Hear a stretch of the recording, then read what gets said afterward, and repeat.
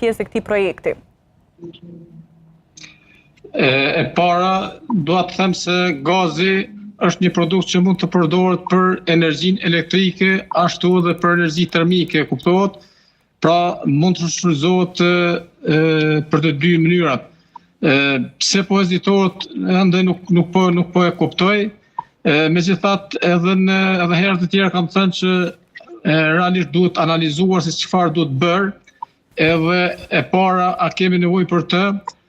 Faktikisht Kosova ka nevojë shumë për gazin amerikan, edhe di se ne gjendemi në një pozicion dhe jo të mirë, të favorshëm në aspektin e qëndrueshmërisë energjetike, kështu që ne mendojmë nuk duhet të hezitojmë këtë aspekt sepse përveç tjerë pra është një koncept strategjik pra që ofrohet Kosovës, edhe fatmirësisht do ta forconte Kosovën në aspektet gjeostrategjike dhe në kuptimin